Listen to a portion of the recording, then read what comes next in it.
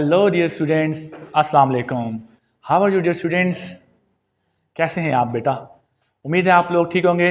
Dear students, as you know, Punjab educational जो board है हमारा, उनकी नई बुक फर्स्ट ईयर इंग्लिश की आ चुकी है स्टूडेंट। जैसे कि आप जानते हैं कि मेरे हाथ में ये न्यू बुक है इंग्लिश की, जो फर्स्ट ईयर इंटरमीडिएट क्लासेस की है। तो स्टूडेंट, इस बुक को मैं आप सबको रेफ़र करूँगा, जल्द अज जल्द परचेज़ कर लें। अगर आपके पास ये बुक नहीं है, हम तमाम अपने जितने भी लेक्चर हैं नेक्स्ट इंटरमीडिएट क्लासेस से फर्स्ट ईयर के इसी बुक के रिलेटेड रिकॉर्ड करेंगे और आपकी ऑनलाइन जितनी भी लर्निंग है इसी बुक के थ्रू होगी। So dear student, as you know, we have already discussed about the third poem of this new book. हम ये जो आज पढ़ने जा रहे हैं poem A Bird Came Down the Walk, इसी न्यू बुक की थर्ड पोएम है students. We have already discussed about this poem.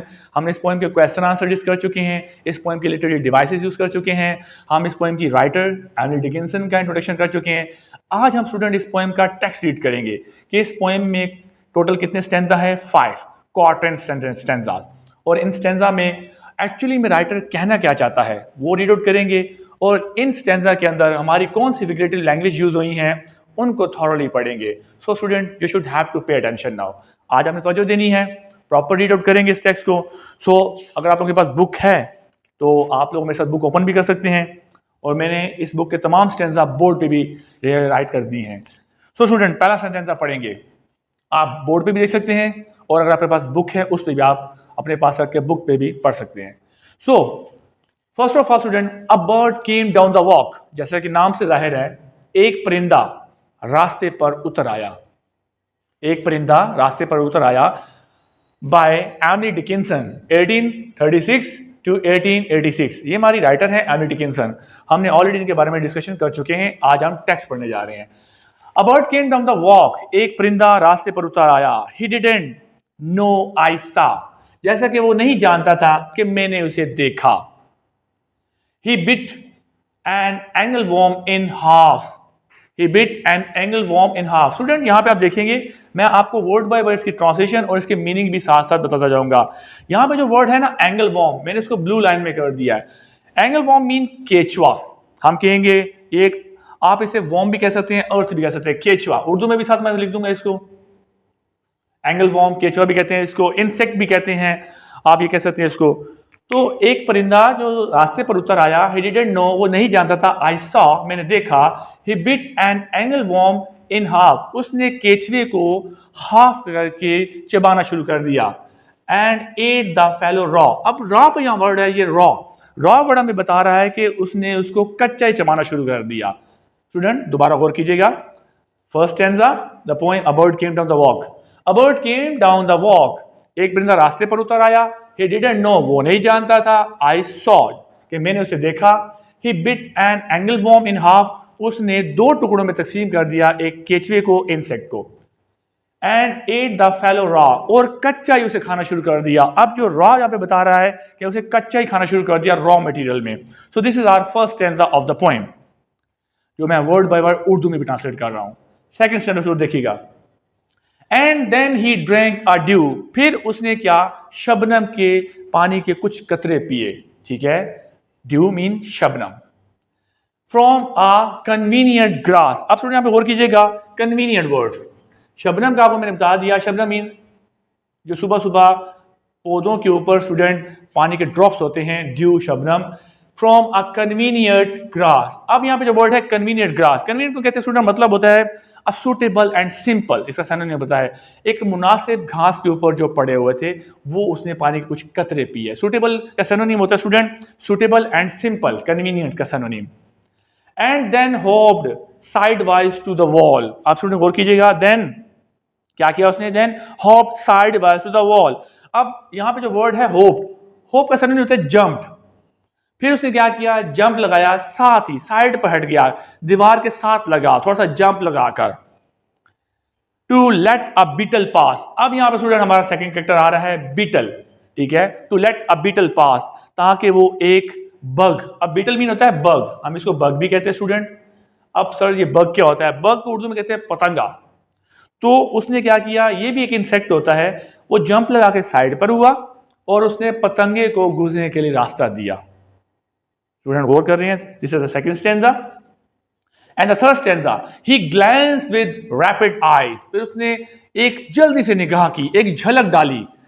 Third stanza की first line, that horrid all around, अपने आसपास, परिंदे ने क्या किया, जल्दी से एक निगाह डाली, एक झलक डाली अपने आसपास।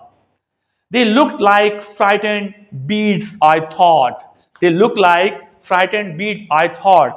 वो ऐसे महसूस कर रहा था, उसे ऐसे लग रहा था जैसे वो कोई खौफ में मुब्तला हो। स्टूडेंट यहाँ पे बीड्स मीन होता है बटन, तो यानी कि उसने अपनी बटन जैसी आंखों को आसपास निगाह की बड़े खौफ के साथ। They looked like frightened beads, I thought. मेरे ख्याल में उसने बटन जैसी आंखों को आसपास घुमाया और खौफ को महसूस किया। And he sitted his velvet head. अब स्टूडेंट यहाँ पे जो वर्ड आ रहा है हमारा सिटर, सिटर मीन होता है कोई, स्टूडेंट आप ये कह सकते हैं कि कोई मूव करना या शूक करना। यहाँ पे जो वर्ड आ रहा है स्टूडेंट सिटर, इसका मतलब होता है मूव करना या अपने सर को घुमाना, शूक करना। तो स्टूडेंट जैसे उसने खतरा महसूस किया, उस परिंदे ने उसे जल्दी से अपनी बटन जैसी आंखों को घुमाया और मूवमेंट में लेके आया वेलवेट हेड। अब velvet mean soft, smooth type चीज, तो यानी कि आप कहते हैं अपने velvet mean smooth and soft. Student आपको पॉइंट समझ आ रही होगी, उसने अपनी नरम वेलवेट जैसी गर्दन को जल्दी से घुमाया खतरे को महसूस करते हुए। So this is our third stanza.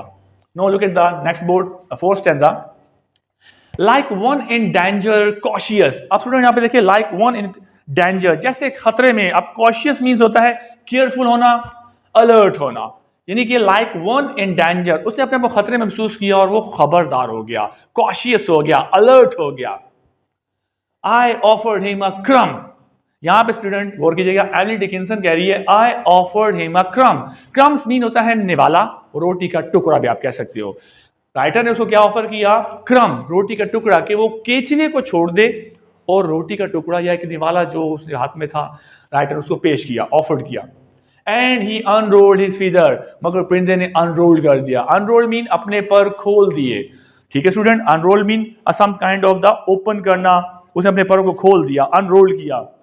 And rowed him softer home, और कीजिए स्टूडेंट, एंड रोड। अब यहाँ पे जो रोड स्टूडेंट वर्ड है हमारा ना, रोड, ये बहुत इंपॉर्टेंट वर्ड है। रोड मीन होता है पोडल्ड, आप एक वर्ड याद रखें, पोडल्ड, PODDLED, पोडल भी इसको कहते थे आप, या इसको बोटेड भी कहते हैं हम लोग, BOAT, बोटेड मीन जैसे हमारा कश्ती चलती है चप्पुओं के साथ।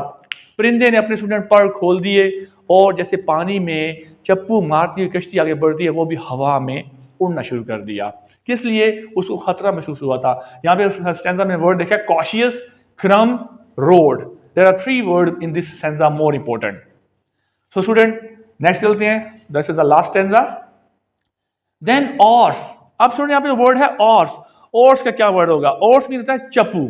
जैसे आप समझे ना, पानी के अंदर जो कश्ती चलती है जिसके अंदर लकड़ी के चप्पू होते हैं। Then oars divided the ocean, जैसे चप्पू पानी में चलता है और वो कश्ती के साथ साथ जब पानी को चीरती आगे जाती है तो वो पानी को 2 धारों में तकसीम करता है चप्पू। सेम लाइक दैट, उसने अपने विंग्स खोले, अपने पर फैलाए और हवा में फ्लाई हुआ।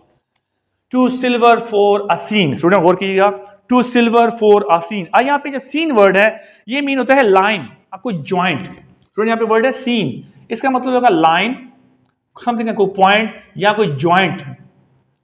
स्टूडेंट उसने क्या किया, उसने भी चमकते हुए अपने एक ना निशानी दी, एक चमकता हुआ रोशन की तरह उड़ा ऊपर को, ठीक है। Seam mean lines and joint. और बटरफ्लाई, या एक तितली की तरह, ऑफ बैंक्स ऑफ नून, यानी कि समुंदर के किनारा था या ओशन का किनारा था, उसने क्या किया, अपने पर खोले जैसे तितलियां उड़ रही थी, off the bank of the noon, जैसे कुछ समुंदर के किनारे। Leap splashless as the swim, student गौर कीजिएगा, leave splashless as the, splashless का मतलब होता है साइलेंट, स्प्लैशलेस वर्ड होता है साइलेंट, यहां आप कह सकते हो बिल्कुल म्यूट या क्वाइट भी कह सकते हो आपको। तो leap splash as they swim, जैसे खामोशी से कोई स्विमिंग करता है, वो खामोशी से हवा में जैसे तितलियां उड़ती हैं पानी के ऊपर, वो भी उड़ गया परिंदा अपने पर खोलकर बिल्कुल खामोशी से। तो स्टूडेंट होपफुली आपको ये जो 5 स्टैंजा मैंने पढ़े हैं, these all are the 5 stanza quatrains, quatrain as each stanza, ये सारे हैं हमारे, ये स्टैंजा क्वार्ट्रेन है, मीन ये 4 लाइनों के 5 स्टैंजा हैं, जिनकी मैंने आपको proper word by word translation करवाई है और समझाने की कोशिश की है इन सेंस में एक्चुअली में एमिली डिकिंसन क्या बोलना चाह रही है। So look at the example now the figurative language. इस पोएम के अंदर कौन सी अब फिगरेटिव लैंग्वेज यूज हुई है, आए जरा उनको देख लेते हैं। Look at the next board. First इसमें स्टूडेंट सिमली यूज की गई है, second personification, third imagery and the last one is symbolism. These are the four figurative language which we have seen in this poem, A Bird Came Down the Walk by Emily Dickinson. So look at what is simile. Students, simile a figure of speech that compare two different things using like or as. दो अलग चीजों को जब हम student like और as के साथ लगाकर कंपेयर करते हैं तो दैट मीन सिमली। उर्दू में स्टूडेंट कहते हैं तशबीह देना। अगर आप अपनी बुक खोलेंगे तो आपकी बुक के ऊपर ये आपको चीजें मिल भी जाएंगी स्टूडेंट।